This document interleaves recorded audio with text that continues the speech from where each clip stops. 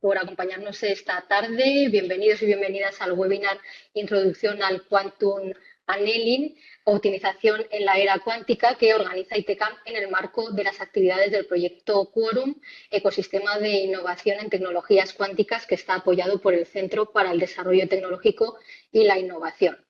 Este proyecto cuenta con la financiación de la Unión Europea, los fondos Next Generation y el Plan de Recuperación, Transformación y Resiliencia.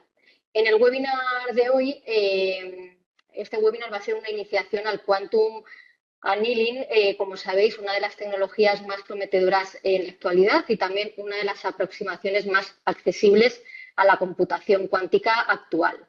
¿Y qué vamos a ver en esta sesión? Pues abordaremos los principios básicos detrás de esta tecnología, de arquitecturas, características principales o aplicaciones prácticas, entre otras cuestiones. Además, vamos a ver un caso práctico en la industria y vamos a poder ver cómo resolver este problema en tiempo real. Lo van a hacer nuestros compañeros. Para ello contamos con Mario Calonge, que es responsable de inteligencia artificial y computación del dato en ITCAM, y Cristian Franco, que es técnico de inteligencia artificial y computación del dato. Recordaros que podéis dejar vuestras dudas y comentarios en el chat y las resolveremos al finalizar el webinar. Sin más retraso, ya comenzamos. Cuando queráis, chicos. Gracias, Cristina.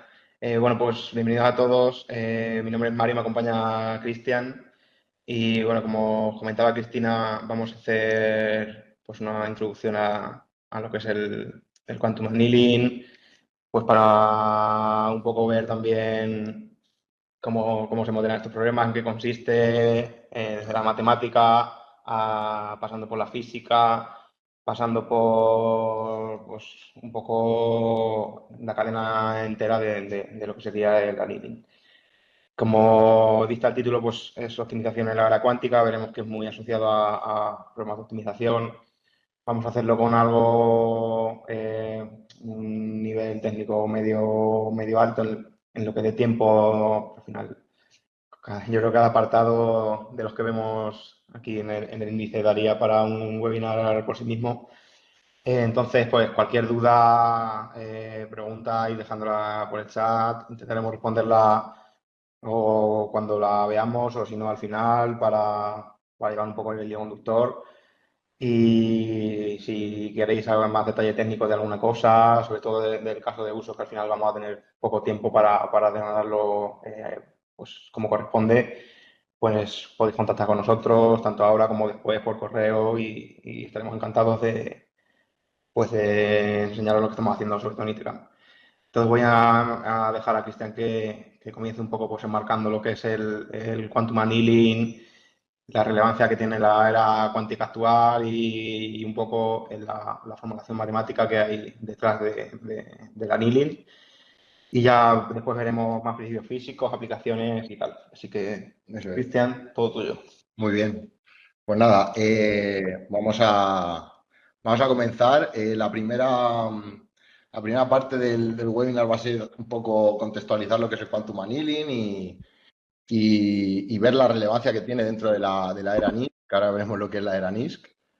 En primer lugar, quiero que conozcamos un poco lo que es el landscape, un poco el ecosistema de los diferentes modelos de computación que hay hoy en día, ¿vale? Tendríamos la computación clásica, modelo determinista, cuyos padres son John von Neumann y Alan Turing, ¿vale? De von Neumann tenemos la arquitectura de la CPU, principalmente, bueno, aparte de otras muchísimas aportaciones, ¿no?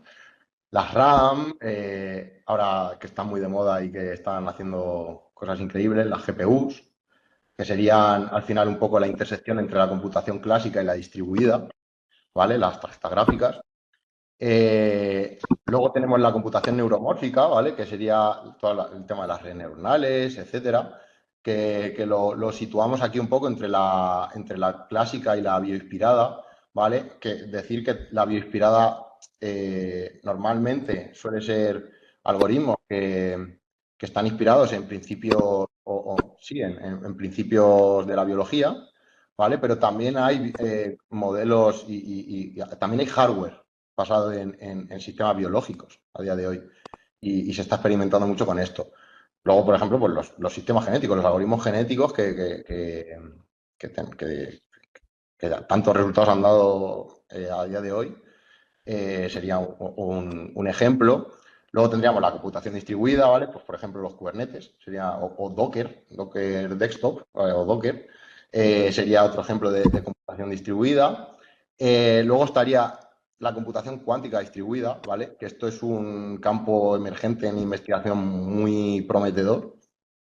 Y bueno, luego ya nos centramos ya en la cuántica, ¿vale? Dentro de la cuántica hay más cosas, ¿vale? Pero los dos modelos de computación principales y predominantes son el modelo de circuitos y el modelo de computación cuántica diabática, ¿vale?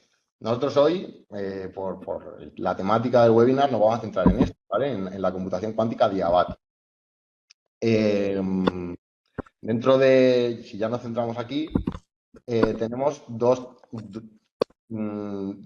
modelos diferentes, ¿ok? El de circuitos y el adiabático, que son polinómicamente equivalentes, ¿vale? Esto se demuestra en este artículo que os dejo aquí. Pero hay una diferencia sustancial y es que en el modelo de circuitos, que entiendo que es el que más se conoce, partimos de un estado cuántico, el que sea, ¿vale? Normalmente la superposición, ¿vale? Pero un estado, y ese estado lo manipulamos mediante operaciones, matrices unitarias, ¿vale? Pero, digamos, puertas lógicas, ¿vale? De manera un poco similar a como se hace en la electrónica clásica que conocemos, y llegamos a otro estado diferente, ¿vale? Que es el que, digamos, sería la solución de nuestro problema, si estamos diseñando un algoritmo. Vale, pues por otra parte tenemos el modelo adiabático que no implementa puertas y que solamente está pensado principalmente para resolver problemas de optimización.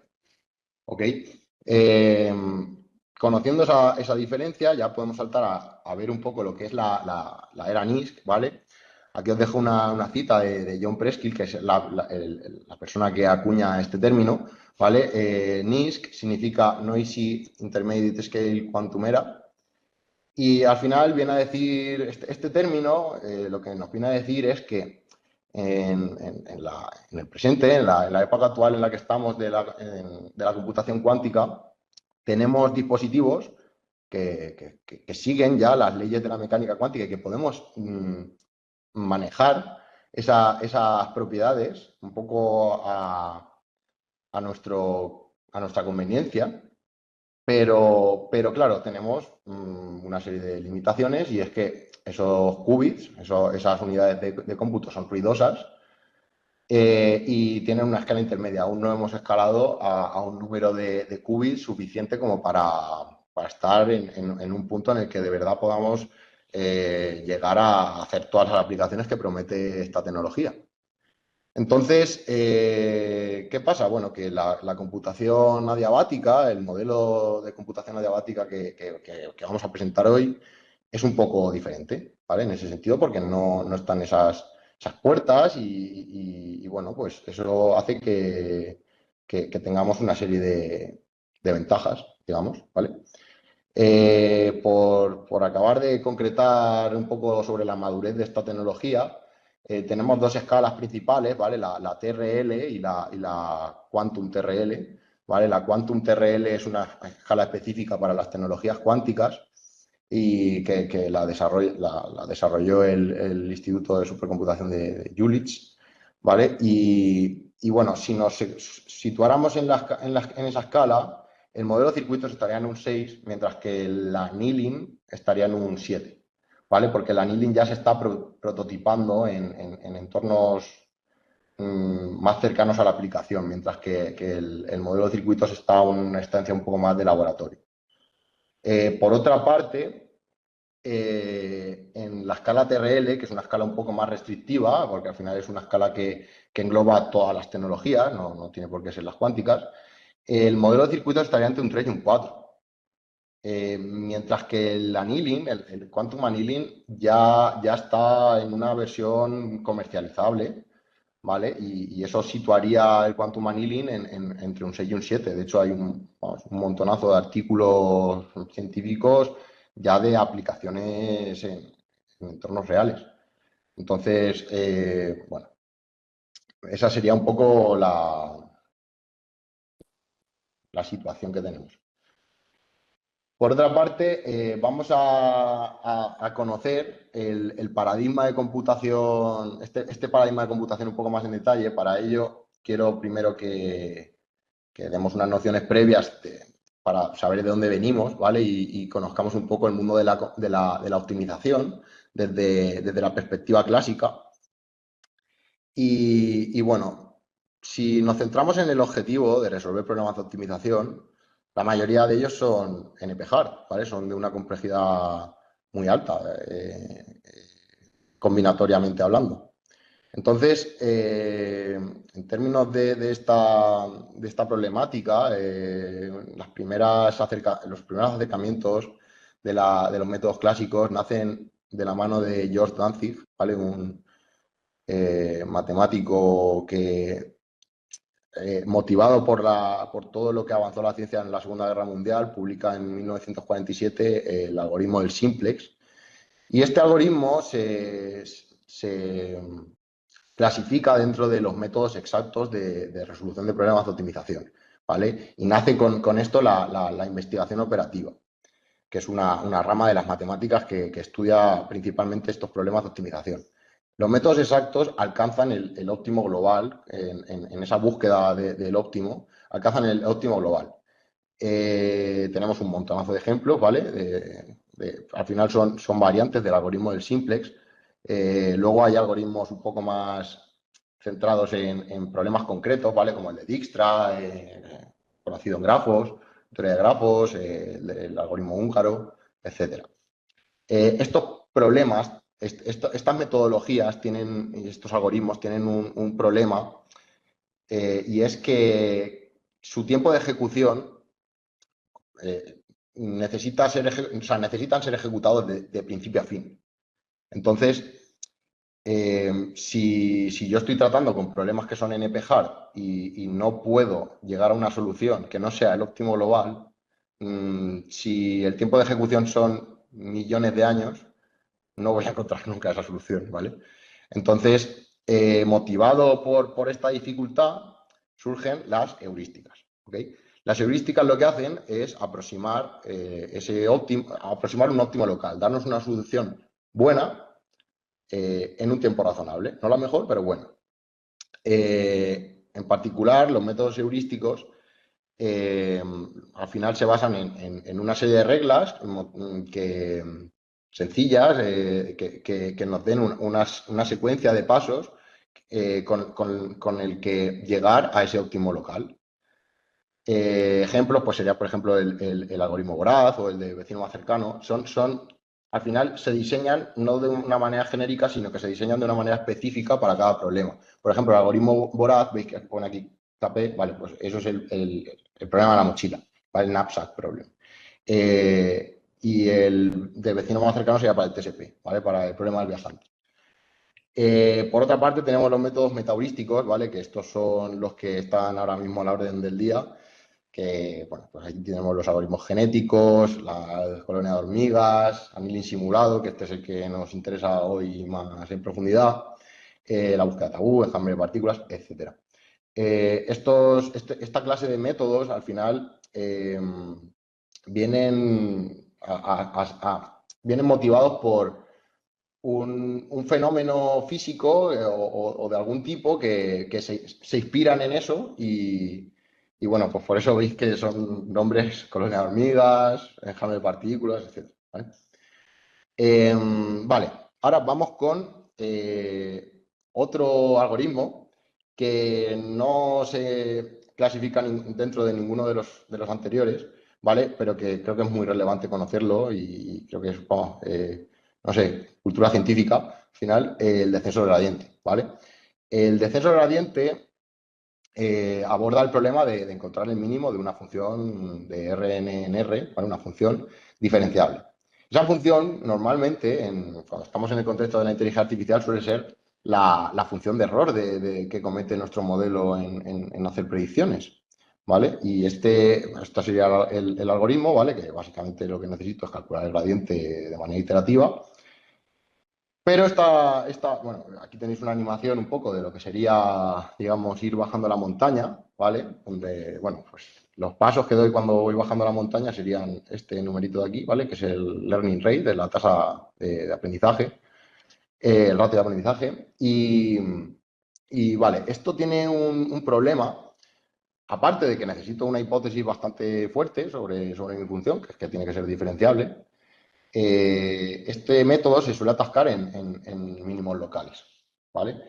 Y eso, pues, obviamente es un problema bueno, lo dejo aquí y ya veréis poco a poco durante el webinar, sobre todo cuando conozcamos un poco los fundamentos físicos, ¿no? de esta tecnología, cómo puede solucionar este problema, este nuevo enfoque, ¿vale? De computación.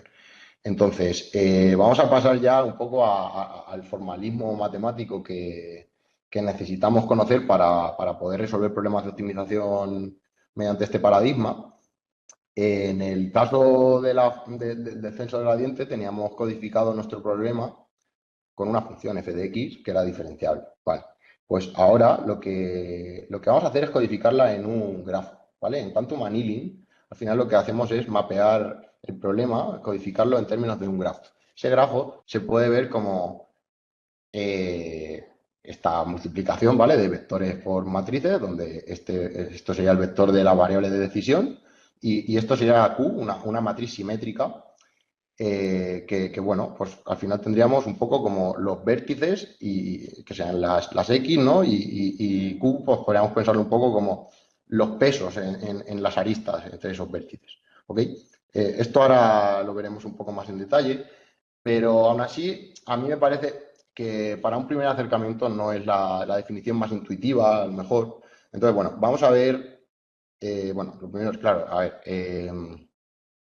lo de cubo, ¿vale? Viene de que es Quadratic Unconstrained Binary Optimization.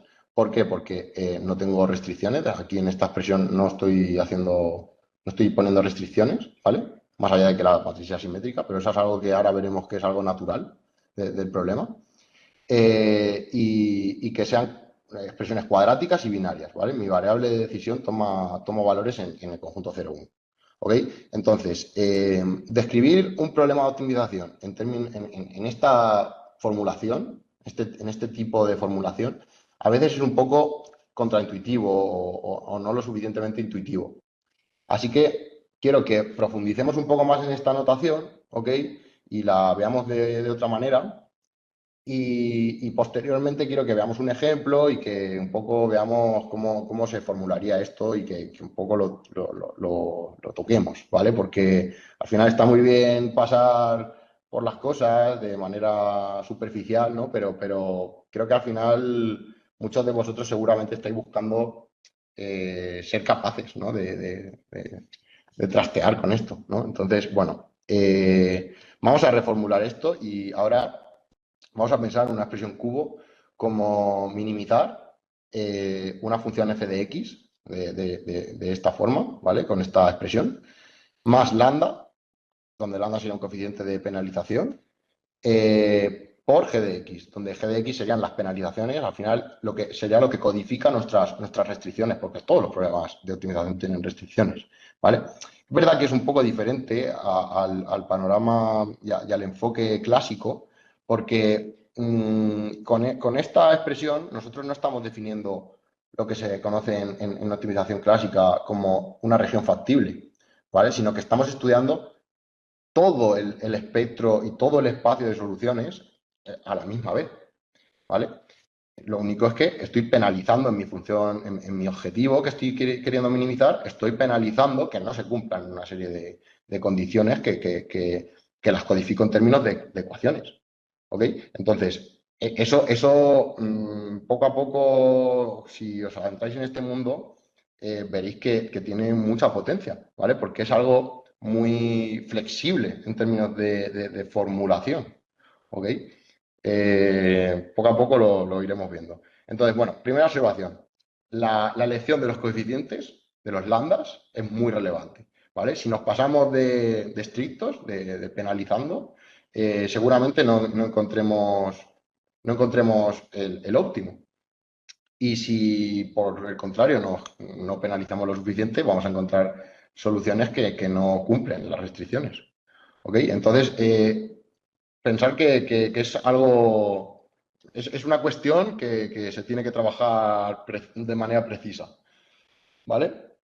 Por otra parte, vamos a ver un poco cómo sería la metodología que se sigue a la hora de formular este tipo de problemas. ¿Vale? Yo, imaginaros, encuentro un problema en el mundo real, en cualquier industria, en cualquier situación operativa, y lo primero que tendría que hacer es modelizarlo matemáticamente de alguna manera. No tengo por qué formular un cubo, sino de alguna manera. ¿Vale? Esa manera, normalmente, en investigación operativa o sí, en la literatura clásica, suele ser minimizar o maximizar, es independiente, C por X, ¿vale? Unos costes por una variable de decisión que está sujeta a unas restricciones. Una vez que yo tengo eso, tendría que reformular esta formulación a un problema cubo. Después, ese problema cubo se mapea de manera, ya veréis después en la intervención de Mario, de una manera un poco natural, ¿vale? Es natural pasar de cubo a un hamiltoniano, ¿ok? En un sistema cuántico, que el sistema cuántico será justo el hardware del ordenador. Y una vez que llegamos aquí, lo ejecutamos en un solver de quantum annealing, ¿ok? Entonces, bueno, ahora os propongo para acabar de formar esa intuición, os propongo un ejemplo, ¿vale? En el que tenemos este grafo que representa una red social, ¿vale? Y tenemos la siguiente situación, y es que una empresa quiere promocionar un producto a lo largo de toda la red social, entre todos los integrantes de esta red social, cuyas aristas dentro del grafo representan que son amigos dentro de la red social, ¿vale? O sea, se siguen, ¿ok? Entonces, lo que quisiéramos es pagar una cantidad a ciertas personas dentro de esta red y esas personas van a promocionar nuestro producto, ¿ok? Si promocionan el producto, entonces, pues lo que estaría pasando, imaginaros que yo elijo a Mario como persona que promociona el producto, entonces Sara, Raúl y Ana llegaría a ellos la información sobre el producto. Si ahora elijo a Raúl, por ejemplo, pues tendría a Enrique y a Mario, ¿vale? Aún me falta Saúl, ¿ok? Entonces tendría que, por ejemplo, elegir a Ana, aunque de hecho no me quedaría otra que elegir a Ana, y con esos tres estaría cubriendo toda la red, ¿vale? Este es un problema, pues, un poco, no sé, orgánico, ¿no? Artificial, pero pensar bueno, esto es un problema genérico de teoría de grafos que se llama encontrar el conjunto dominante en un grafo, y esto tiene aplicaciones en miles de situaciones que imagino que viéndolo se os ocurrirán, yo qué sé, en telecomunicaciones, por ejemplo, ¿vale? Y en mil situaciones. Entonces, vale, vamos a ver cómo hacemos esto. Entonces, vamos a modelizar. Hemos encontrado una solución con 3. No sé si alguno de vosotros sabe si hay una solución mejor con 2. A mí ahora mismo no se me ocurre, pero a lo mejor la encontramos. Ahora lo vemos. Entonces, vamos a considerar como parámetros del problema V y E, ¿vale? Donde V sería el conjunto de vértices y E serían las aristas. Las variables que vamos a elegir, las variables de decisión van a ser X sub I, donde, bueno, I corre en los vértices y va a valer 1 si elijo a la persona I para la promoción y 0 en cualquier otro caso. Vale, ya tengo mi variable de decisión. En principio, solo necesito estas. No. Y si pensamos en cómo sería la función objetivo, pues simplemente yo lo que quiero es minimizar la suma de los x sub y corriendo y en todos los vértices del grafo. ¿Vale? En este caso, por ejemplo, en la solución que hemos dicho antes, pues sería 3, ¿vale? La suma. Tendría 3 variables que se activan con el 1. Entonces, bueno, si intentamos ahora construir la restricción de conectividad, ¿vale? De que lleguemos a todos los nodos del grafo, pues lo primero que tendría que hacer es construir la matriz de adyacencia del grafo, que sería esta, donde, bueno, imaginaros, por ejemplo, vale, Mario y Sara tienen una arista, le pongo un 1, pero Mario y Enrique no tienen arista en común, le pongo un 0. Y, por ejemplo, sí que la diagonal al final es Mario con Mario, Sara con Sara, etcétera, etcétera. Le vamos a poner unos. Esto realmente es un poco a gusto, prefiero. Se le puede poner unos, se le pueden poner ceros, se le puede poner números muy grandes, finito, dependiendo un poco de la naturaleza del problema. ¿Vale? En este caso yo, si considero que Mario está conectado consigo mismo, ¿vale? Pues le pongo uno, ¿no? ¿Ok? Entonces, bueno, la restricción de conectividad la podríamos formular de esta manera. Vamos a explicar un poco esta expresión, ¿vale? Para que no quede sin más. Entonces, bueno, la restricción, imaginaos, por ejemplo, ¿vale? Que, a ver, vuelvo un segundo. La restricción es la suma en i de a sub i j por x sub i. Tiene que ser mayor o igual que 1 para todo j. Es decir, yo me cojo un j, el que sea, me cojo a una persona y lo que hago es buscar si hay algún x sub i que está conectado con esa persona y que además promociona, ¿vale? Lo vemos aquí. Imaginaros, tengo a Raúl, ¿vale? Tomo i igual a Raúl. Vale, Raúl, si la x sub Raúl vale 1, significa que Raúl promociona, ¿vale? Raúl está promocionando. Entonces, si ahora, por ejemplo, considero j igual a Mario, ¿vale? Yo tengo a estos dos conectados. A sub i j vale 1. Entonces, digamos, ocurre esto, ¿vale? Que este producto es 1 por 1 y eso es mayor o igual que 1. ¿Ok? Sin embargo, si tomo a Sara, Sara y Raúl no se conocen, no se siguen en la red social. Con lo cual, como esto vale 0, pues esto no se va a cumplir, ¿vale? Y yo necesito que por lo menos se cumpla para un i. Entonces, lo que hago es sumar en i, simplemente, ¿vale? Ese producto, sumarlo en i. Vale. Entendido esto, ahora ya tenemos un modelo restringido como el que decíamos antes, ¿vale? Minimizar una función objetivo sujeta a unas restricciones. ¿Cómo llego al cubo? Vale, pues tengo que integrar esta expresión en una misma, ¿vale? Tengo que integrar estas dos expresiones en una misma. Digamos, esto es un poco, esto sería mi f de x y esto sería mi g de x, ¿vale? Y ahora necesito poner aquí un lambda y llevármelo para acá. No es algo tan trivial como eso, ¿vale? Pero esa es la idea, en esencia.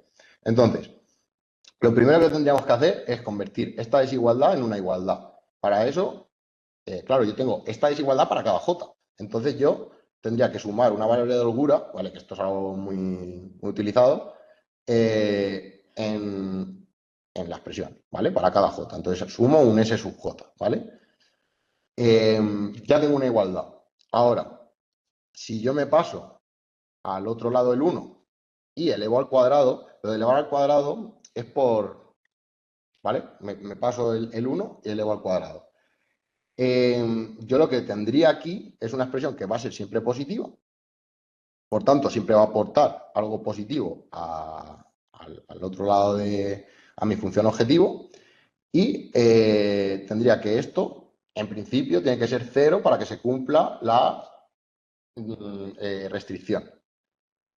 Entonces, bueno, pues con esos ingredientes, si yo ahora sumo en j, porque esto es una expresión que depende de j, tendría restringidas todos los casos.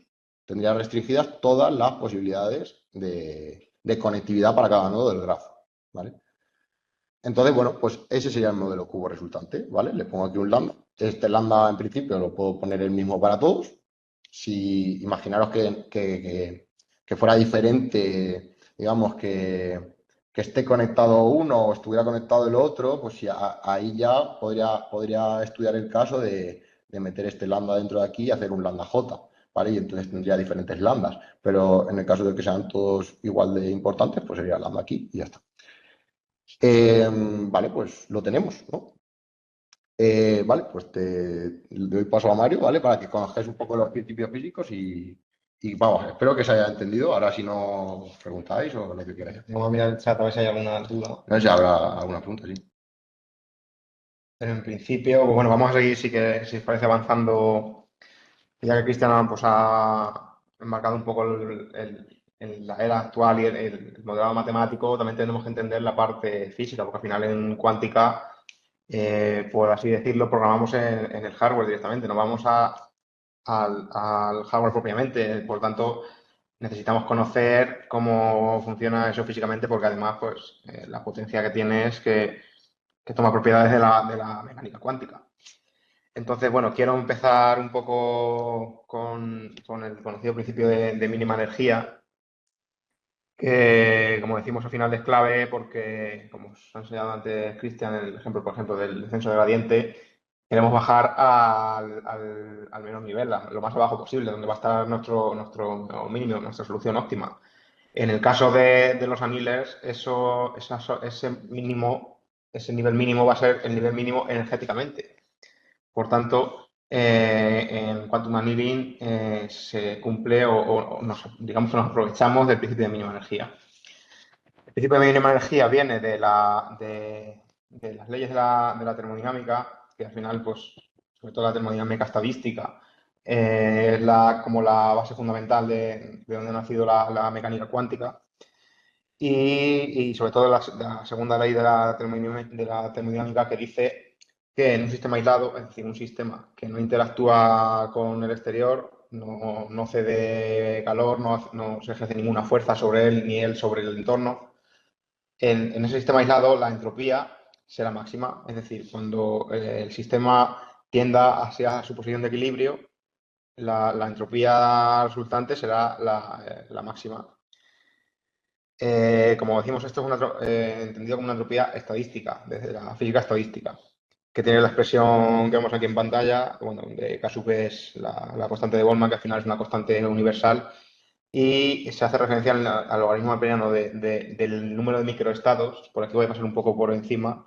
Al final lo que nos indica la entropía es la probabilidad o qué número de microestados son probables dentro de un macroestado total. Pero claro, pasando un poco por encima de la entropía, porque como decíamos al principio, sí daría para incluso dos o tres webinars, lo que queremos es minimizar la energía. Estamos hablando de entropía, estamos hablando de máxima entropía. ¿Cómo se relaciona la entropía con la energía? Pues para ello tenemos que olvidarnos de que tenemos un sistema aislado y pensar que tenemos un sistema que interactúa con su entorno, es decir, que está en lo que se conoce como un baño térmico, que tú tienes un sistema y el entorno tiene una temperatura constante que pues, interactúa con ese sistema.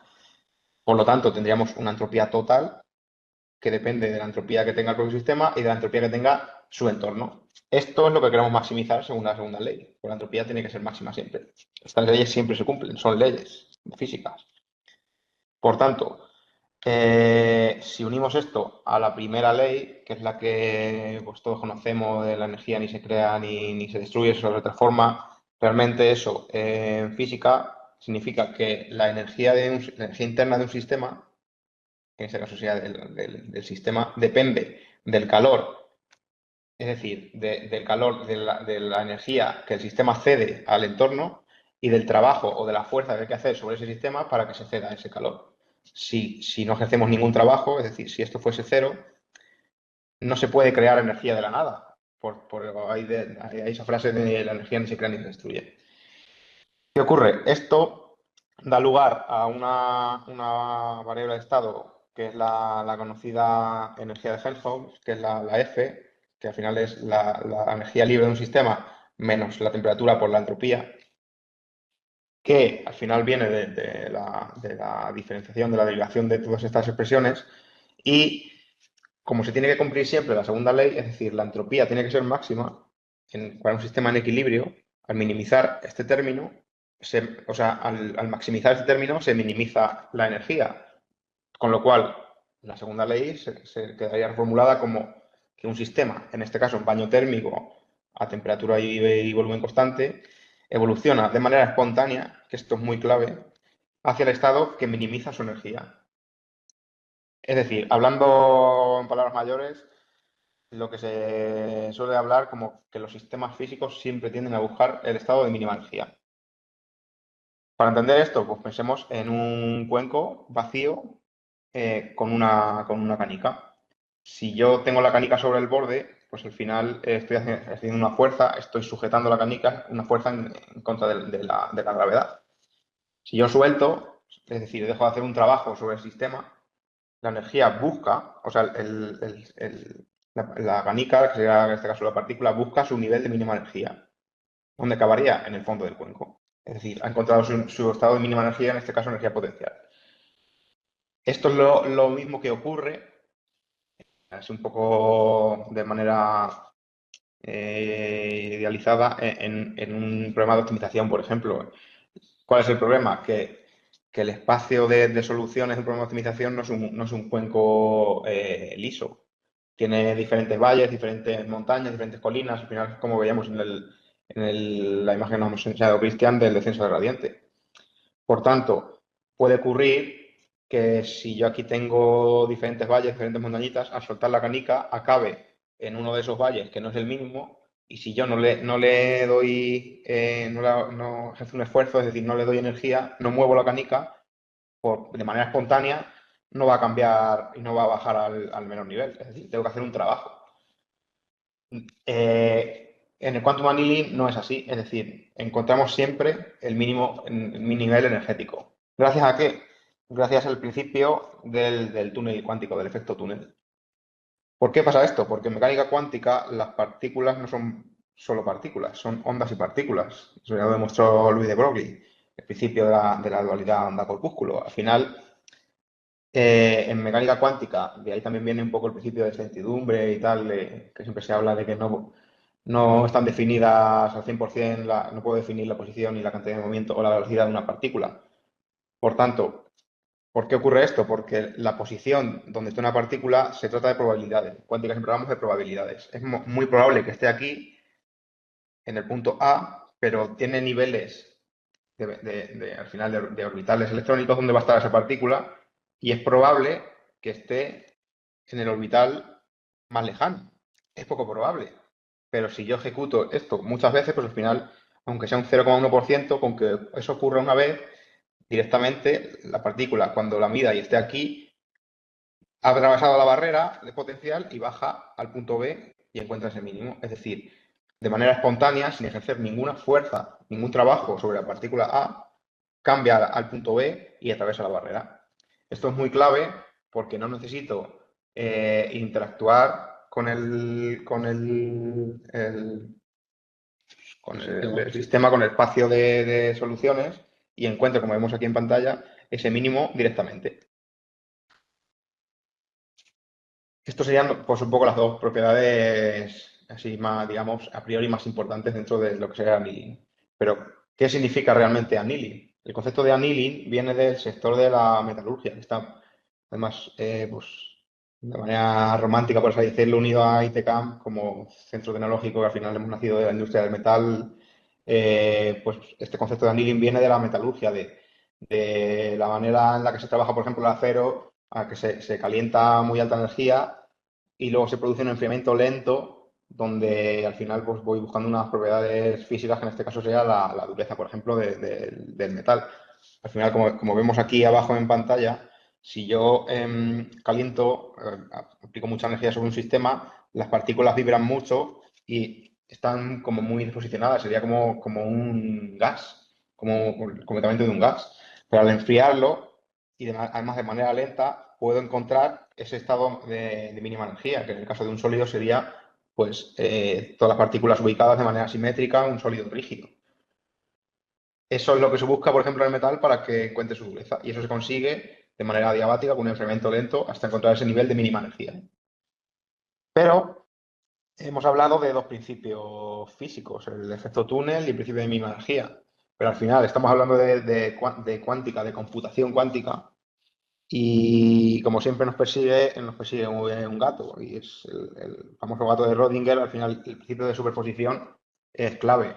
Es lo que nos da pues, esa potencia extra en computación cuántica, que es de poder hacer un barrido del espectro, de poder manejar información, de poder manejar soluciones, todas a la vez.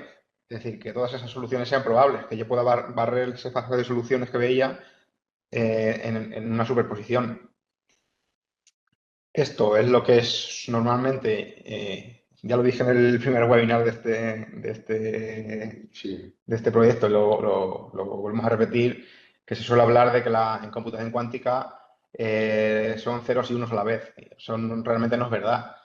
Al final son los principios de la mecánica cuántica lo que hablamos de que una partícula es probable que esté en un estado y en otro, y hasta que no mida, no sé dónde está. Pues eso es lo que sea la superposición. Es probable que esté en cero y es probable que esté en uno. Hasta que no lo mida, no lo sé. Pero mientras yo no lo mida, puedo manejar esa información a la vez.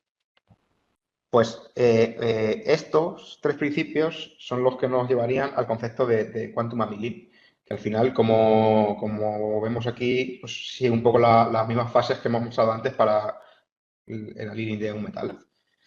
Inicio el sistema en una máxima superposición, es decir, una superposición perfecta, un estado de mínima energía que yo conozco, que yo lo pongo a dedo y que no tiene nada que ver con el espacio de soluciones del problema de optimización que yo quiera resolver, sea cual sea. En industria, en manufacturing, en marketing, en financiero, en el sector que yo quiera, cualquier problema de optimización, pues en este caso se empieza sin saber qué problema estoy tratando. Y aplico sobre el sistema un campo magnético muy fuerte de manera transversal, es decir, estoy aumentando mucho el nivel energético. A continuación, comienza la evolución adiabática, es decir, un enfriamiento lento. ¿Qué significa enfriamiento en este caso? Pues voy reduciendo el nivel de intensidad de ese campo magnético que yo he metido externo. Mientras yo voy reduciendo, a su vez, gradualmente, voy introduciendo la estructura del problema de optimización, es decir, ese paisaje, ese valle de soluciones del que hablábamos antes, lo voy introduciendo en el annealer. ¿Qué consigo como estado final? Cuando una vez se apaga el campo transversal, es decir, este campo magnético se hace cero, el sistema abandona la superposición. Dejo de aprovecharme de las ventajas de la cuántica, me vuelvo otra vez a clásica, es decir, elijo un único estado. ¿Qué pasa? Que ese principio de mínima energía que hablamos al principio, ese teorema adiabático nos garantiza que si este enfriamiento es suficientemente lento, es decir, que si quito de manera gradual ese campo, a la vez que introduzco la estructura del problema, siempre, por el efecto túnel, voy a encontrar el mínimo global, el menor valor de energía posible que hay en ese espectro de soluciones. Siempre que exista una solución óptima, que sea la menos energética, yo la voy a encontrar. Y esto es la potencia que ofrece este quantum annealing, porque estoy, por ejemplo, resolviendo estos problemas que nos encontramos en el descenso de gradiente de manera espontánea, sin tener que ejercer fuerza, sin tener que interactuar sobre el sistema. Pero claro, esto es muy bonito en la realidad, teóricamente, pero realmente cuando yo me lo llevo al hardware real, como decíamos en cuántica, programamos sobre el hardware. Y el hardware, en este caso de quantum annealing, que no es un hardware universal como puede ser el de puertas, pues tiene unas propiedades específicas y por eso es la motivación de modelar en cubo. Pues realmente, pues, modelizaciones de problemas de optimización hay muchas, modelizaciones matemáticas. Pero ¿por qué elegimos cubo cuando podemos elegir cualquier otra? Porque al final nos es muy fácil pasar de una formulación cubo a una formulación Ising, que es la formulación de un hamiltoniano Ising. Al final, el hamiltoniano, el observable de un hamiltoniano en un sistema cuántico es la energía, y yo lo que quiero es minimizar esa energía. Es decir, si yo tengo un hamiltoniano, encontrando el estado fundamental de este hamiltoniano, encontrar ese nivel de mínima energía. En este caso de cubo teníamos las variables x, que en el ejemplo que nos ha enseñado Cristian eran en el espectro menos 1 o más 1, es decir, variables de spin.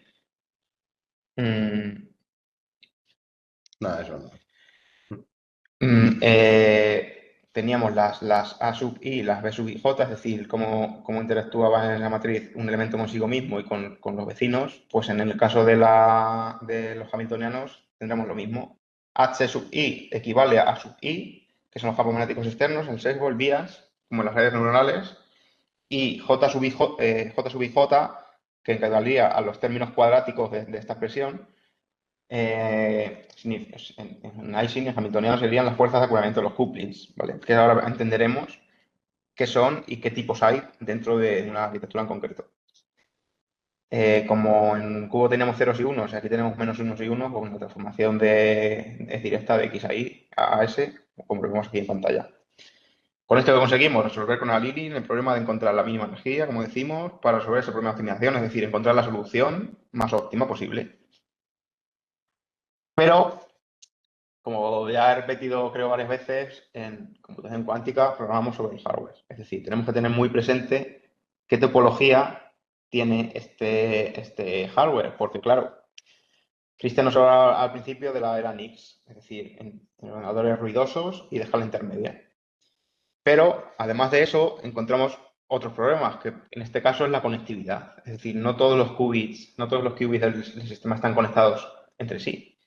Yo puedo tener, como vemos aquí en pantalla a la izquierda, la topología quimera, que sería la topología del primer ordenador cuántico de annealing del proveedor D-Wave, que es un poco pues, el top en quantum annealing. Perdón. Esta sería la primera topología, luego voy avanzando como vamos a ir viendo. Si os fijáis en pantalla, imagino que se verá mi ratón, cada uno de estos cilindros sería un qubit. Es decir, tendría 1 vertical, 2 vertical, 3 vertical, 4 vertical y luego los horizontales entre sí. ¿Qué pasa? Yo lo que quiero es mi grafo que nos ha explicado Cristian al principio, mi grafo cubo de nodos y aristas con sus pesos, quiero mapearlo al hardware, al ordenador, para dejarlo ejecutar y encontrar ese nivel mínimo de energía. Es decir, tengo que mapear directamente mi grafo de variables lógicas a mi ordenador. Nosotros vemos aquí en pantalla un grafo de 1, 2, 3, 4, 5, 6, 7, 8 nodos y aquí solo manejo matrices de 4×4, es decir, es inviable. No puedo mapearlo. Y de aquí nace el concepto del acoplador, que veíamos antes, la J sub IJ. Existen 3 tipos de acopladores. Vamos a explicar ahora 2, que son los internos y los externos, y los impares lo vamos a entender ahora cuando avancemos en las siguientes arquitecturas topológicas. Tenemos, por un lado, los acopladores internos, es decir, yo tengo aquí mi qubit verde vertical, está acoplado internamente con los 4 horizontales dentro de la misma matriz. Es decir, acoplo qubits dentro del mismo grafo bipartito. Y tengo acopladores externos, es decir, puedo acoplar qubits de una matriz, que vemos aquí este verde horizontal, con qubits de otras matrices. Es decir, tengo más conectividad. Puedo acoplar qubits con otros qubits de otras matrices. Esto al final me implica que mediante acopladores, mediante propiedades físicas, mediante campos magnéticos, pueda conectar, pueda realmente mapear y emular ese grafo lógico que teníamos de mi problema. Como vemos entonces, tenemos celdas unitarias 4×4 que se pueden conectar entre ellas dentro de la celda y con sus análogas, pero no consigo mismas. Es decir, yo no puedo conectar una vertical con otra vertical, con otra vertical, con otra vertical. Por tanto, el grafo de la topología serían pues los que vemos aquí en pantalla, 2 ejemplos. El 0 no puede conectarse con el 1, ni con el 2, ni con el 3, conecta con el resto. O sea, cómo funciona, por ejemplo, las capas densas de una red neuronal, las capas ocultas. Yo puedo hacer acoplamientos externos, que al final voy a tener un grafo lógico con mucha conectividad. Esto crece. Esta sería la primera topología del 2000Q, creo que se llamaba el primer ordenador de D-Wave. Después nació la topología Pegasus, que como vemos en pantalla ya no es simétrica, ya no tengo matrices de 4×4. Tengo, por ejemplo, pues aquí tengo huecos, este se me llena, las cadenas aquí son más largas. ¿Esto que me hace? Que yo pueda, además de hacer acoplamientos internos y externos, acoplamientos impares, que los hemos dejado antes sin explicar. Para tener un acoplamiento impar necesito que tenga los qubits la misma distancia y que estén en el espacio distribuidos de manera igual. Es decir, en este caso, puedo unir este con este, pero no con el de abajo porque está echado un poco para la izquierda. Para verlo mejor, pues lo vemos aquí, por ejemplo, el 1. El 1 rojo puedo hacerlo acoplado impar con el de abajo, acoplado de manera interna con el 3, 4, 5, 6, 7 y 8, que a su vez tienen su complemento impar, y acoplado externamente al 2 y al 9. Es decir, me voy creando una red de conectividad donde yo voy a poder mapear y voy a poder resolver problemas pues realmente complejos, porque al final, como el problema que ha tenido Cristian de hacer difusión en redes sociales, es un problema un poco de juguete, pero si eso lo escalas, tiene una potencia muy grande en muchas industrias, por ejemplo. Pero claro, tiene que ser un problema realmente con variables, con peso. Esta es la topología de Pegasus, que es la topología que pues, hasta hace pocos meses ha sido la que se ha estado usando en D-Wave, que sería con grafo hiperactivo de 6x6 de grado 15, longitud 12, y aprovechando también lo que se llaman las mitades de qubits. Como veíamos que las topologías no es simétrica, puedo aprovechar mitades de esos qubits con uniones en un lado y en otro. Al final, pues aún así estoy aumentando más y más la conectividad. El grafo lógico que vemos aquí en pantalla dista mucho del que veíamos antes, que era como una red neuronal. Aquí, como vemos, la complejidad crece y esa complejidad lo que significa es que tengo mucha más potencia para desarrollar problemas reales con bastantes variables. Y esta que os muestro aquí es la topología actual del nuevo ordenador de D-Wave, que es la Advantage 2, con la que ya han demostrado ventaja cuántica real, es decir, en un problema concreto en el aspecto de la simulación molecular y de la química. Con esta topología se ha conseguido ya una ventaja real de computación. No voy a entrar mucho en detalle porque, como veis, es una topología compleja y daría para estudiarla mucho en profundidad, pero lo que sí quiero que veáis es que se está avanzando mucho en la conectividad, porque al final es algo muy importante. Hablábamos de la era NICS, de que tenemos ordenadores de escala intermedia, pero no nos interesa crecer por crecer. Al final hay que crecer con conocimiento. Por ejemplo, yo puedo, al final lo que es un qubit de annealing es lo mismo que los qubits que fabrica, por ejemplo, IBM a nivel físico, es decir, son superconductores. Pero yo no aplico puertas sobre ellos, no hago computación yéndome al qubit y cambiando su estado a través de puertas, sino lo dejo interactuar de manera espontánea. Bueno, espontánea con su campo magnético y tal, pero sin actuar sobre él. Yo puedo fabricar en masa, sería fácil con la tecnología de material y fabricación actual fabricar en masa qubits, pero no me interesa si no los puedo conectar, porque no podría, por mucho qubits que tenga, si no los puedo conectar entre ellos, no puedo mapear esos grafos lógicos que hablábamos. Entonces, hay que escalar, pero hay que escalar con conectividad. Por eso, ahora mismo el ordenador Advantage 2 que os digo tiene 7000 y algo qubits usables en D-Wave. Ahora mismo son 4400 más 40.000 acopladores. Esto al final, pues también temas de funcionamiento, de calidad de qubits, de ruido intrínseco, porque sí que no tengo puertas, no tengo esa decoherencia de puertas, pero tengo decoherencia de que al final es un superconductor que se maneja pues, a unas temperaturas concretas, muy volátil ese estado. Entonces, pues para que veáis que aún así, con todas las piedras que hay en el camino de la cuántica, se está consiguiendo una ventaja real en poco tiempo, está escalando mucho y esto no va a parar. Me refiero, dentro de, no sabemos una cifra exacta de años, 5, 10, 20, 30 años, no lo sabemos.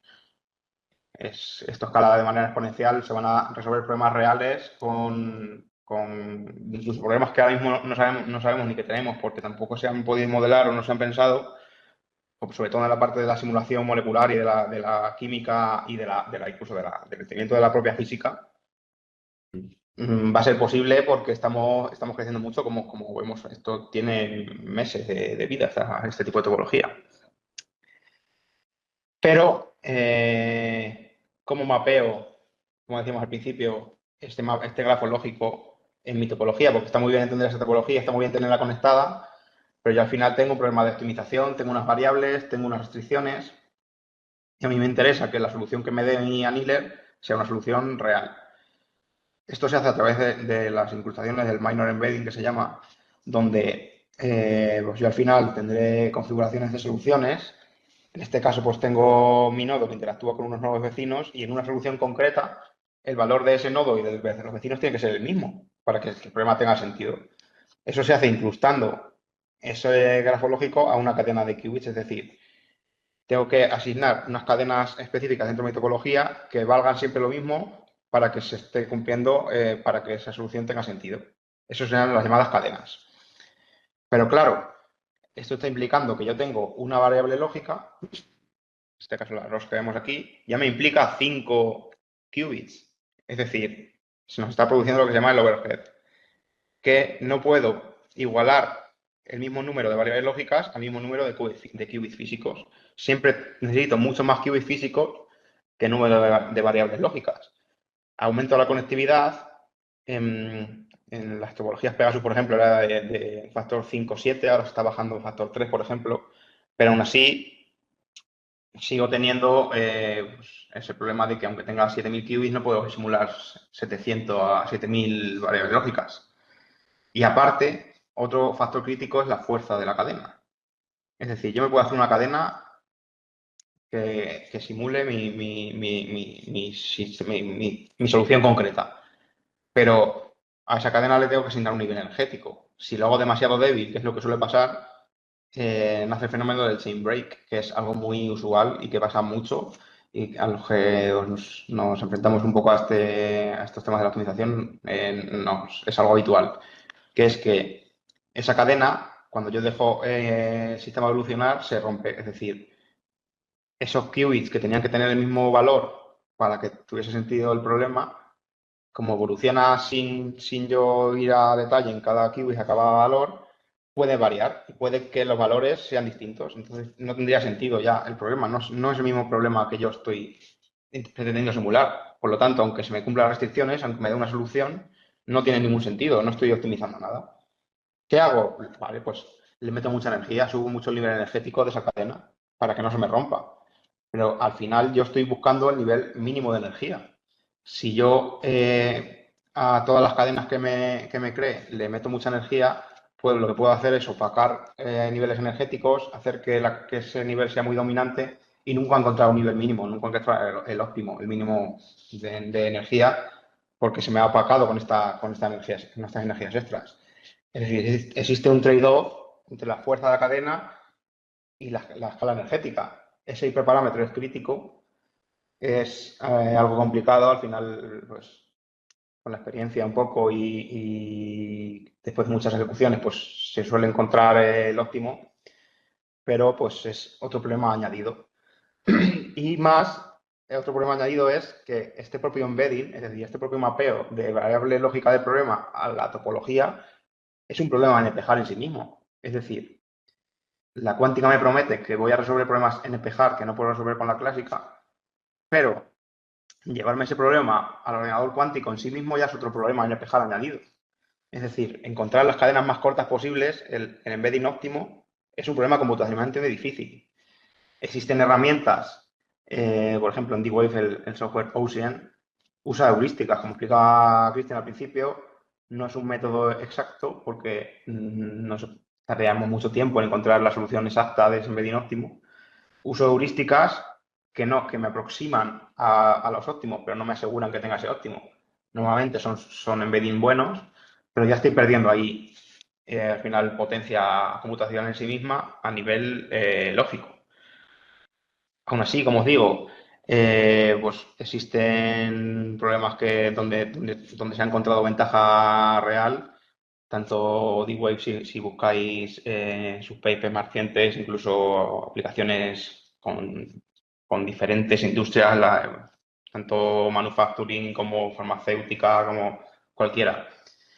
Existen otros proveedores que, por ejemplo, es Fujitsu con su Digital Annealer, que realmente no es cuántico puro, es quantum inspired, es decir, eso sería un metaheurístico, es un análisis simulado, como explicaba Cristian al principio, se basan en fenómenos de la cuántica para resolver problemas. Y es quizá igual de eficiente que los de D-Wave, más en algunas situaciones, menos en otras.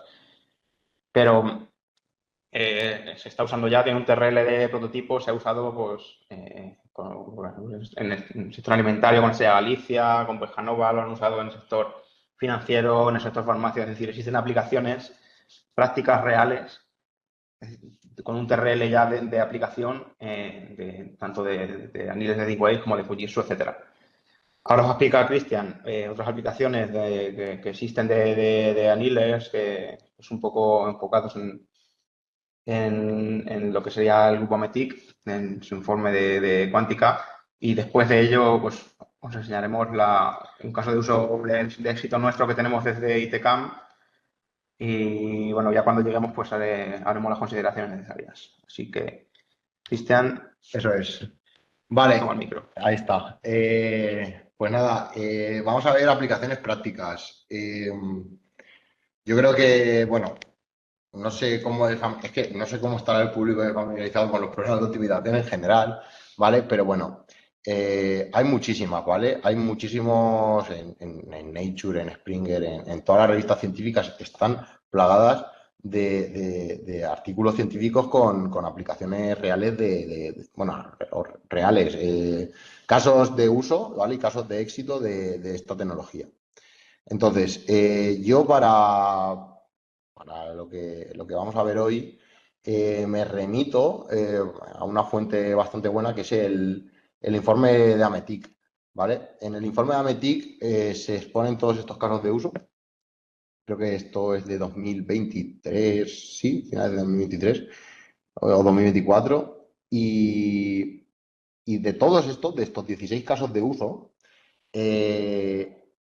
todos estos son, o sea, es un informe que data y data de 16 casos de uso de tecnologías cuánticas. De esos 16, los que veis aquí son de optimización en particular.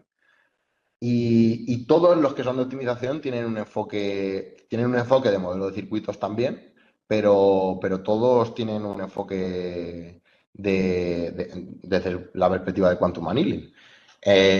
Por ir señalándolos y ir viendo un poco cada uno, el primero, el caso de uso 3, corresponde a optimización de portfolios de inversión, de carteras de inversión.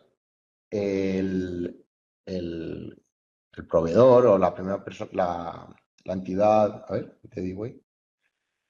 Ahora vemos Si te parece, al final contestamos Vale. las preguntas. Vale. En este caso de uso, tenemos, como veis, desde el paradigma diabático, una posible aproximación.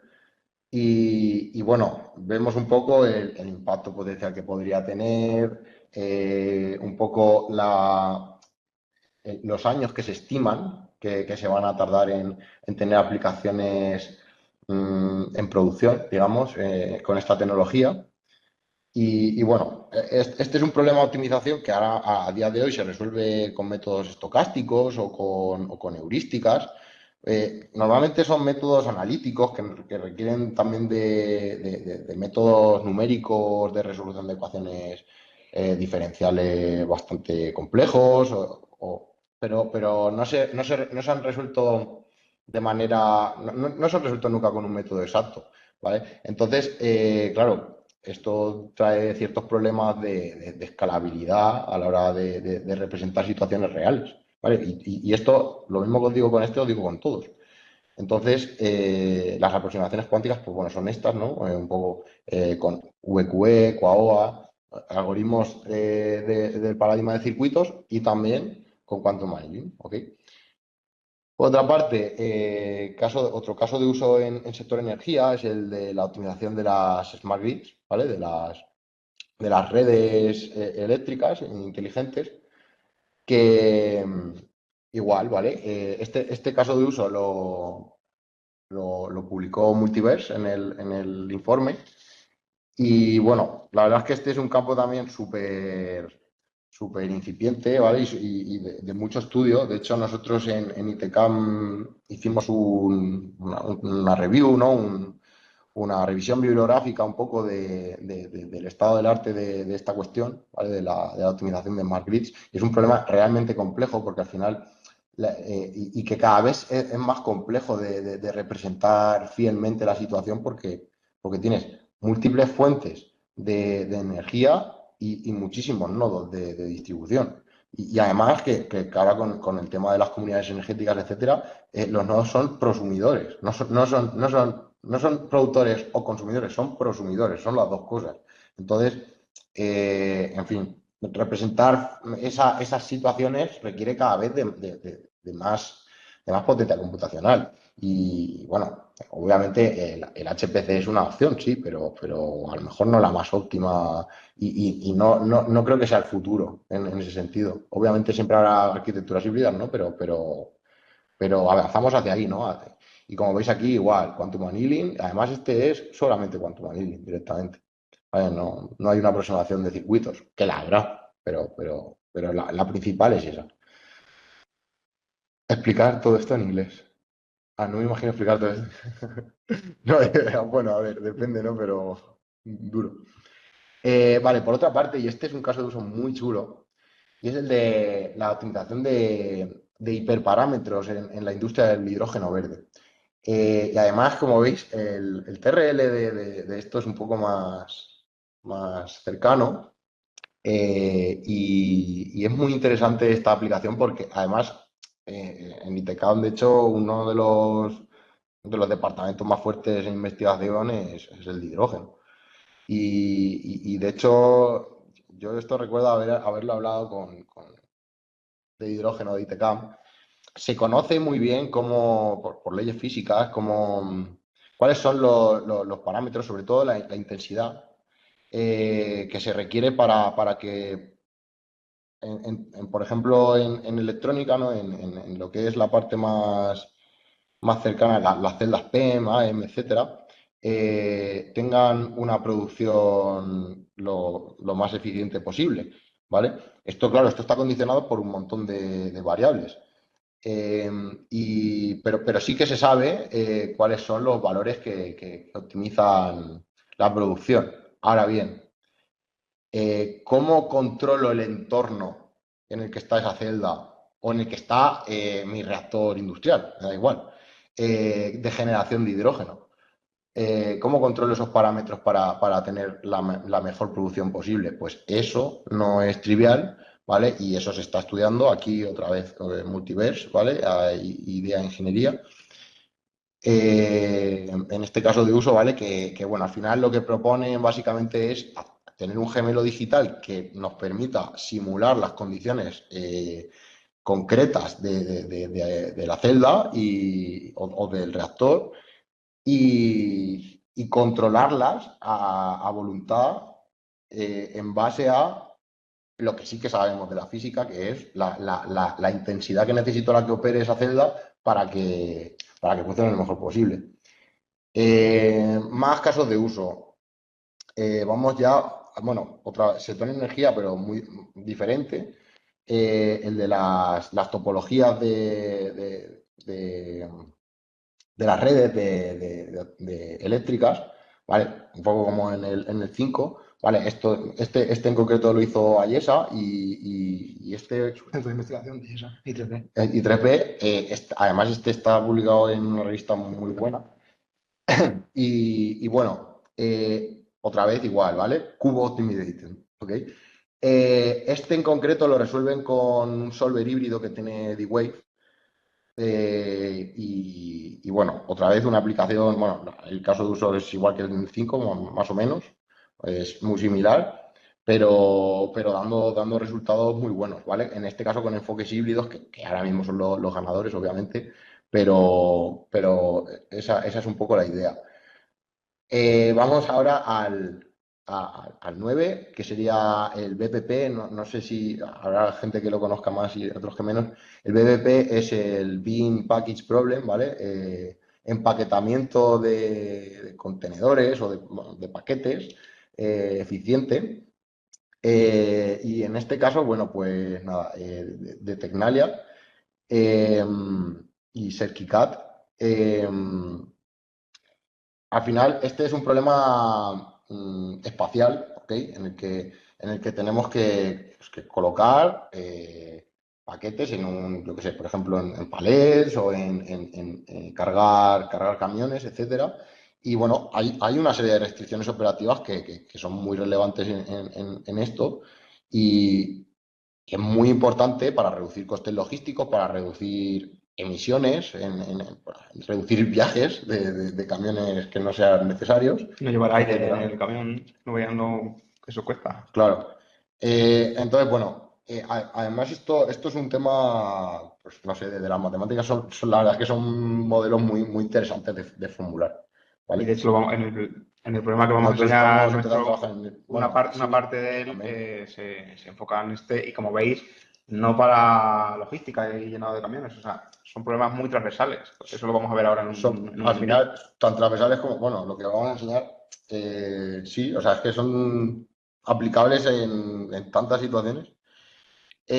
Vale, luego el 10, ¿vale? Que es de parecido, ¿vale? También es un caso de uso de logística, pero en este caso es de manejo de contenedores vacíos en puertos marítimos. Se estiman cifras de que más de la mitad, o no sé si era la mitad o el 30 y tantos por ciento de los contenedores que están en los puertos marítimos están vacíos. Y claro, esto pues da lugar a una problemática que hay que solucionar y hay que, digamos, encontrar una disposición en la que esos contenedores estén posicionados de la mejor manera posible, ¿vale?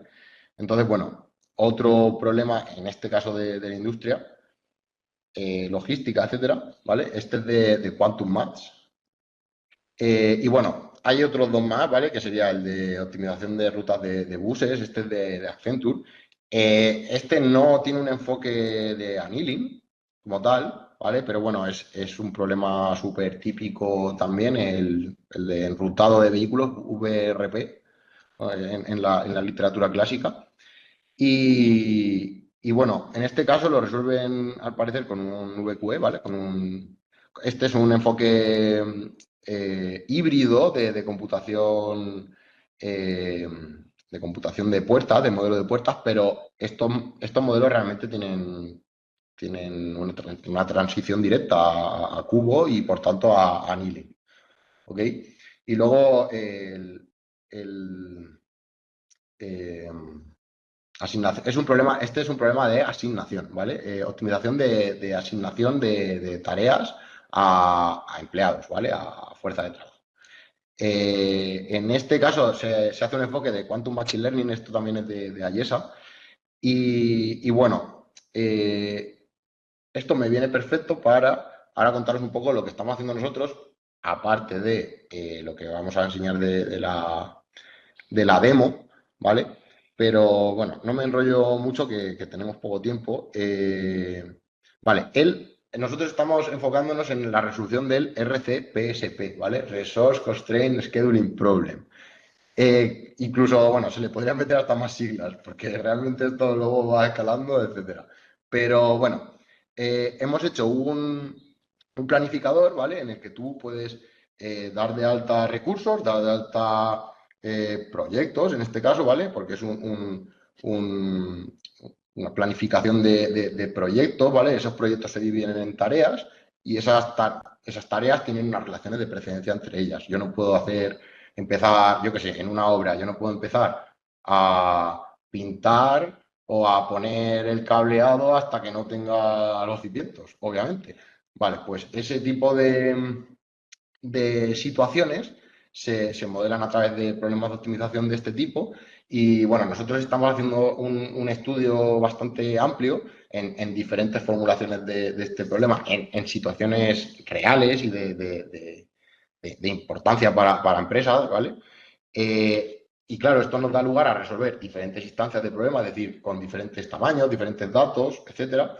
Y esto también nos está dando lugar a hacer una comparativa entre diferentes tipologías de algoritmos clásicos, híbridos, etcétera, cuánticos, que existan. Entonces, bueno, estos dos son solver clásicos y NIL, cubo, pues es cuántico simulado, ¿vale? Es annealing simulado, es el solver de annealing de D-Wave, el simulador.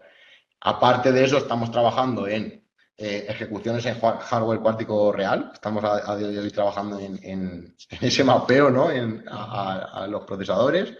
Estamos trabajando también en enfoques de Tensor Network y enfoques Quantum Inspire y en enfoques híbridos. Enfoques híbridos al final que sean capaces de abordar problemas de este tipo utilizando la computación cuántica como una meta heurística al final, ¿no? Donde busquemos, que además esto, bueno, habrá gente aquí por el chat que sabrá más del tema incluso.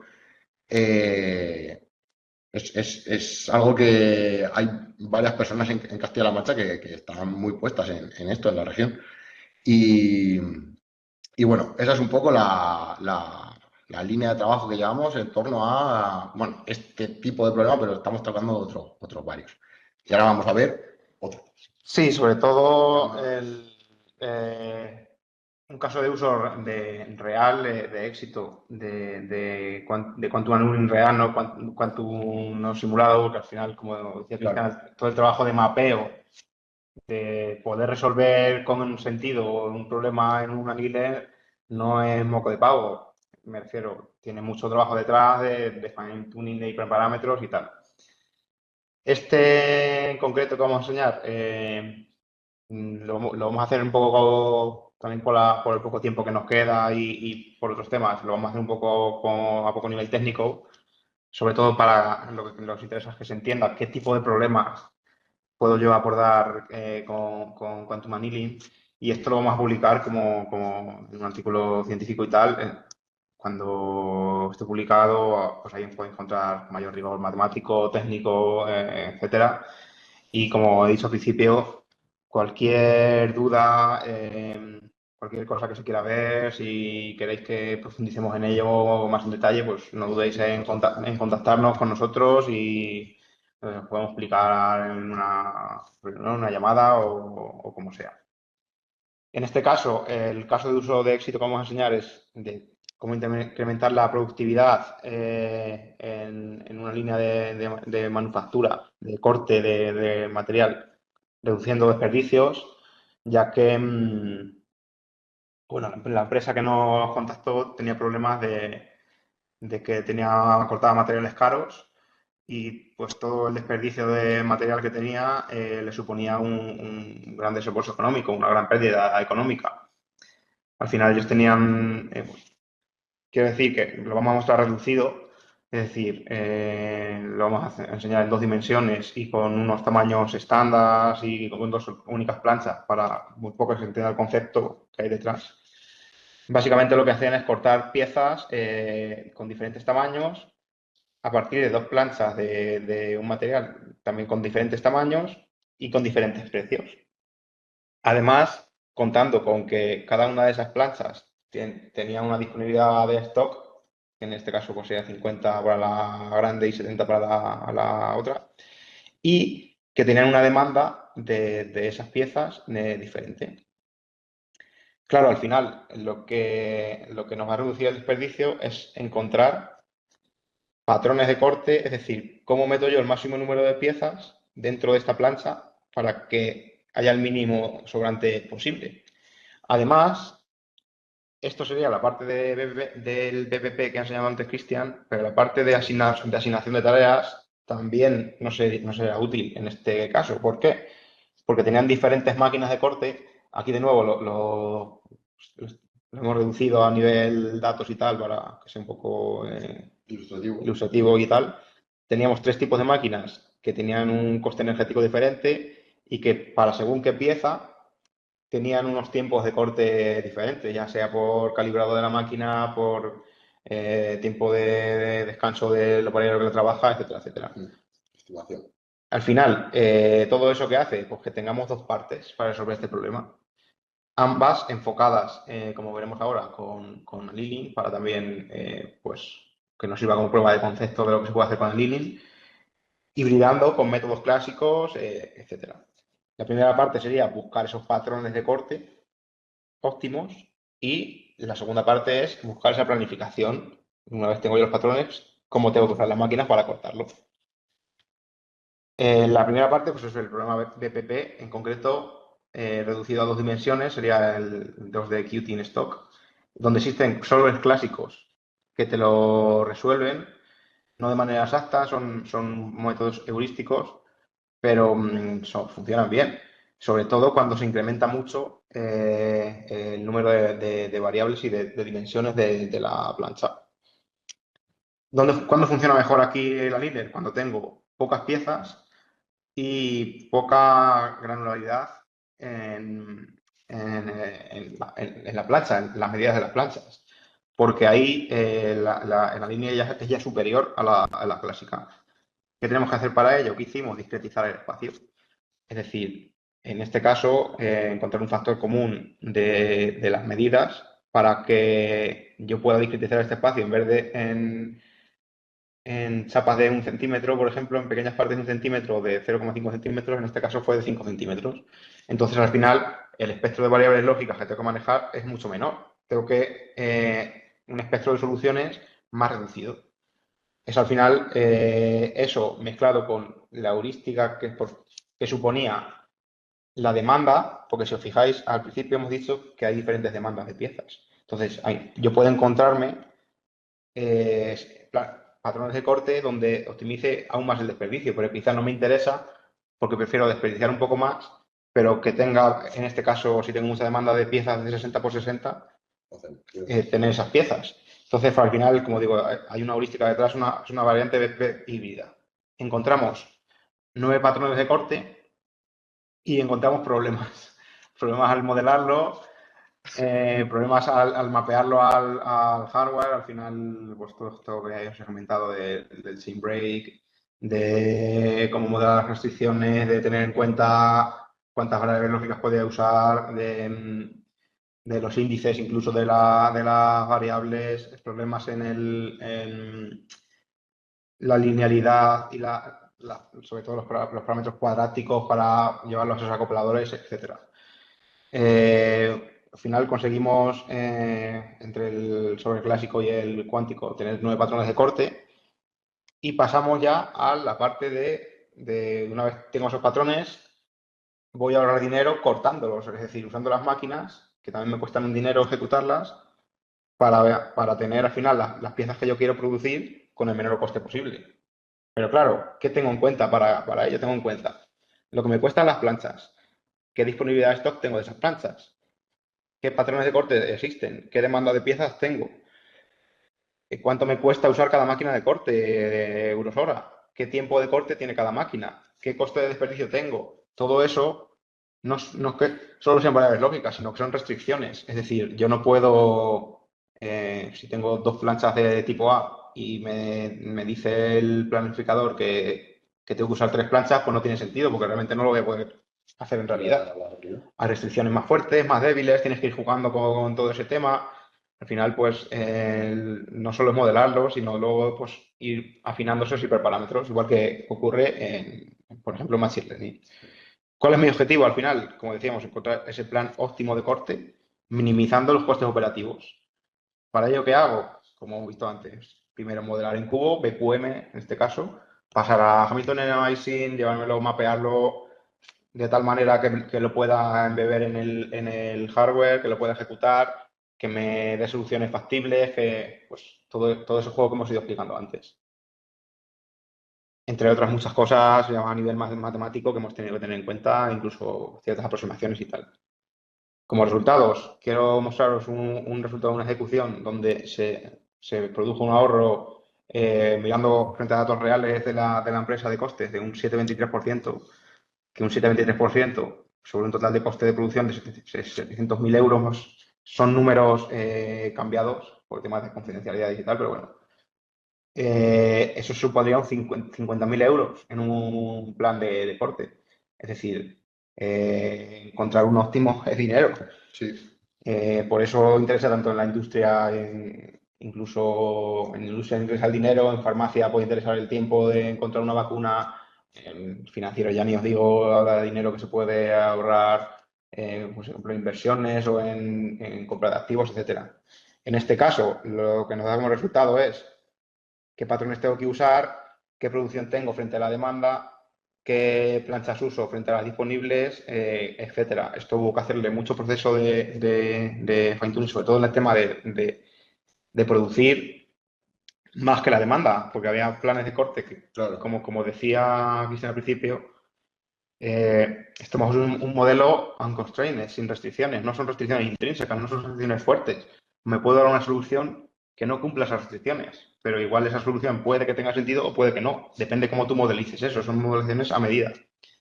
Entonces, lo que quería es un poco aquí que entendamos qué se puede hacer, qué tipo de problemas podemos abordar y como digo, si alguien más técnico presente en este webinar quiere saber algo más a nivel técnico, que no dude en contactarnos, que nos pregunte, que lo vamos a publicar y pues al final como centro tecnológico pues estamos un poco en la transferencia de tecnología que sería este caso. Eso es. Y bueno, aquí os dejo el correo al que nos podéis contactar si queréis. No dudéis en hacerlo, sobre todo el de inteligencia.computación. Y nada, cualquier pregunta que tengáis, pues es el momento de hacerla. Dejamos de compartir, miramos el chat, que creo que había una pregunta por aquí que A hemos ver. dejado sin contestar. Ahora hay mucho de Digway, pero últimamente han cambiado su política de acceso. Ah, muy bien. Buena pregunta. Pues mira, pues hemos estado trabajando en adquirir una licencia de Sí, al Digway. final, como dices, los centros de investigación tienen un acceso más reducido en costes, que al final yo no lo entiendo esto como algo malo, pues sí es cierto que hace unos meses los costes de ejecución, o sea, tenías horas de cómputo gratuito de máquina cuántica directa. Ahora no se tiene, pero yo considero eso algo bueno porque eso significa que el TRL está subiendo realmente, que es Claro. una aplicación comercial real, que los proveedores de Annealer están ganando dinero con ello y quieren ganar dinero, que al final es lo que quieren. Entonces, decirte CAN, pues como dice Cristian, al final pues podemos acceder Trabajar y en... ejecutar y pues un poco como centro de investigación, como centro de que acompañamos a las empresas a que vayan probando de nuestra mano, pues en este caso el hardware de D-Wave. Hay otra pregunta aquí que nos dice, según habéis dicho, en el caso de uso, a mayor número de variables interesa más usar métodos clásicos que cuánticos para el problema de lo que decíamos de las planchas. ¿Sabéis algún dato estimado de cuántos qubits serían necesarios para que tengamos también ventaja cuántica? Pues sí, se hacen estimaciones, de hecho las hicimos, como comentaba un poco, habría que hacerlas para la nueva topología, que cambiaría todo, creo que lo dije durante el webinar, que el factor de variables lógicas a qubits físicos que hacían falta era de un factor 5 o 7 dependiendo. Ahora se ha bajado a un factor 2, 3, que eso implica que igual pues para nuestro problema en concreto nos harían falta como unos 80.000 qubits físicos para tener ventaja cuántica absoluta, es decir, para que el método clásico no supere en ningún momento el hardware, la ventaja cuántica. Entonces, pues todas esas estimaciones se hacen un poco de manera teórica, luego ya depende. Al final esto no escala de manera lineal, hay muchas cosas detrás. Pero más o menos, pues sí, se tiene esa estimación. Un factor, como digo, 2, 3. A ver, tenemos más por aquí. Es Modosas, sí. Ha respondido Jorge, sí, es Modosas. O sea, al final te dan un API token, te dan un API key, ¿no? Y tú tienes un acceso de unas horas o de un tiempo Sí, al mes. lo llaman Quantum as a ¿Cuántos Service. service? Un SaaS. ¿Qué grado ratio de exactitud podemos alcanzar en un problema como el que planteáis en el ejemplo? Y de cara a la correlación, ¿se suele cumplir el ratio de margen de error calculado? De cara a la correlación se suele cumplir. A ver, claro, viendo ahora si no, ahora comparte si no trae los resultados. Pero al final lo que conseguimos es una solución que es factible, ¿vale? Y claro,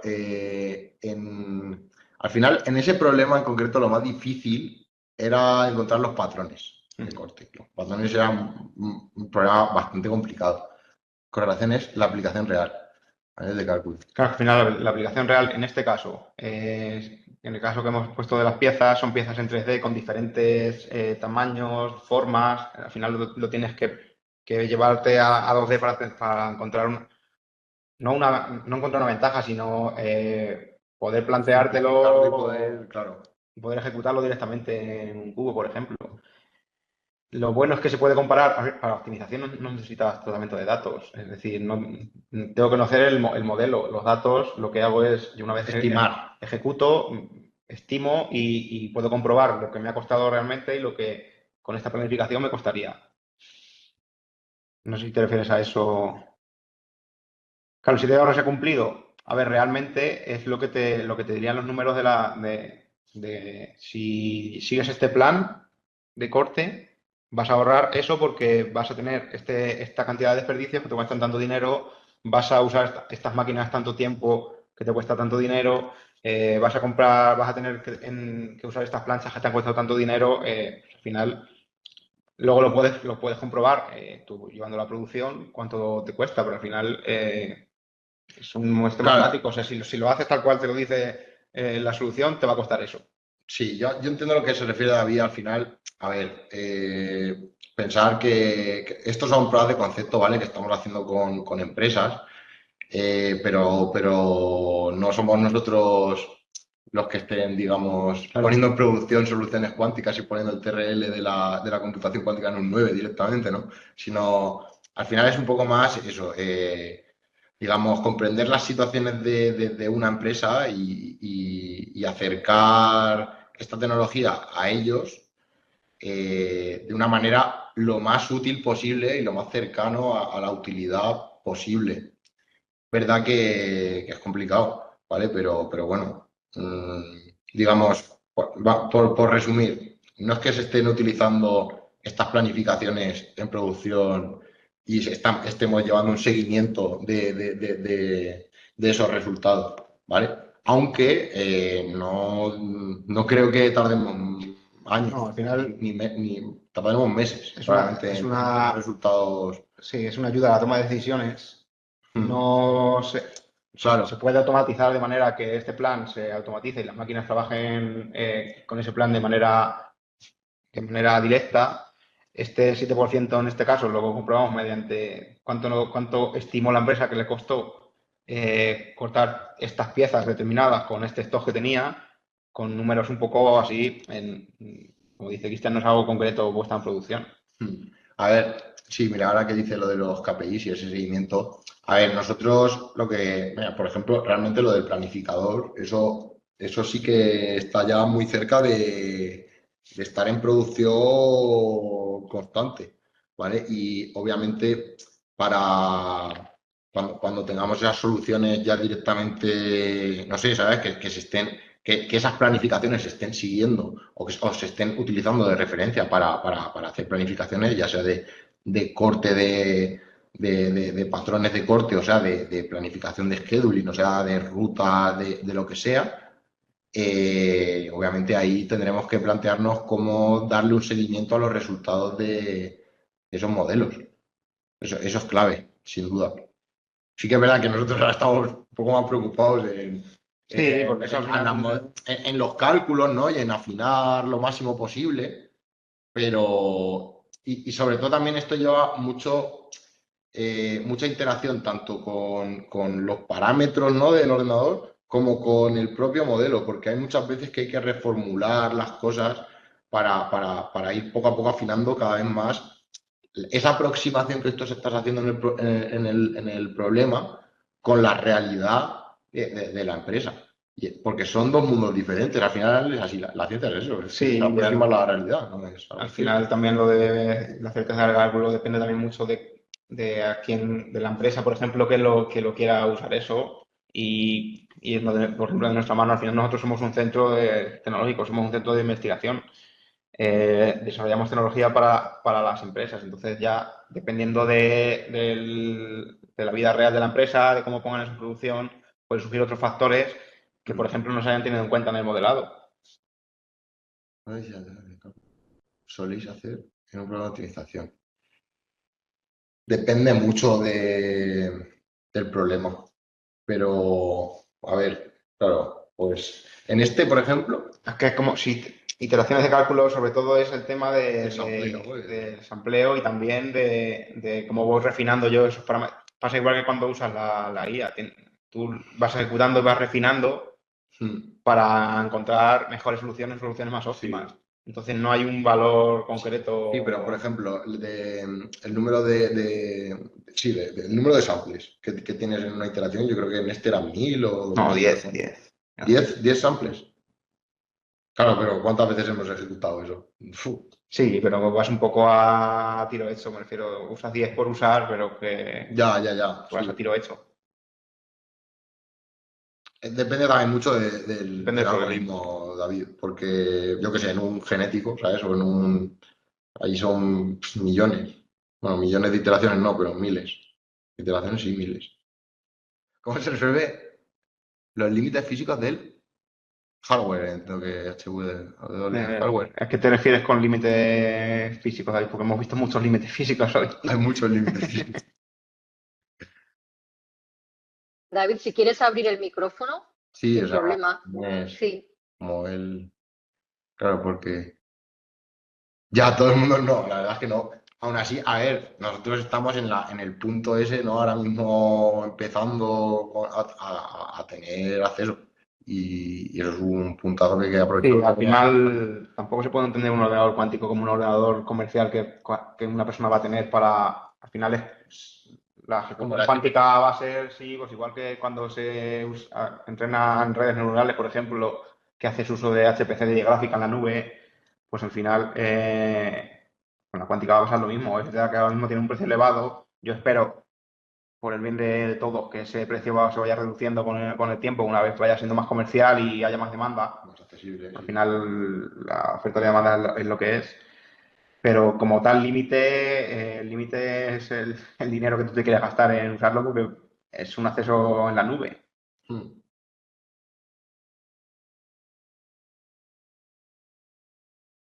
No sé Sí, si hay sí, alguna pregunta más. ¿Es efectivamente. un SAS? Nos dice. sí, o sea, tú compras la licencia, te dan una API token y tienes horas de cómputo cuántico en la nube. Eso es. Como digo, existen otros proveedores. Nosotros hemos hablado de D-Wave, existe el Digital Grid de Fujitsu, por ejemplo, que también es un SaaS. Ahora mismo creo que no es de libre acceso, pero lo será en poco tiempo, según nos han comentado. Existen simuladores, o sea, hay mucha variedad. Nosotros hemos hablado de lo que conocemos y hemos usado más. Sí, aunque estamos probando constantemente cosas. Incluso nosotros con nuestra propia infraestructura estamos también trabajando en heurísticas. Gracias a ti, David. A ti, David, ya ves. Vale, pues bueno, yo creo que no hay más dudas. Yo creo que no hay más dudas. De todas formas, como habéis dicho vosotros, cualquier duda que queráis comentar con ellos en privado, por mail o como sea, pues también Voy lo a poner. podéis ver. Y deciros que esta sesión se ha grabado, que os vamos a pasar la grabación en la semana que viene o la siguiente a más tardar, y también la presentación que han ido mostrando para que lo tengáis. Eso es. Han dejado aquí los compañeros también el correo inteligencia.computación@itcam.com. También les podéis escribir a ese correo. Así que muchísimas gracias a todos y a todas por la asistencia y por la participación. Nos vemos en próximos webinars. Muchas gracias a todos. Gracias. Gracias. Hasta luego.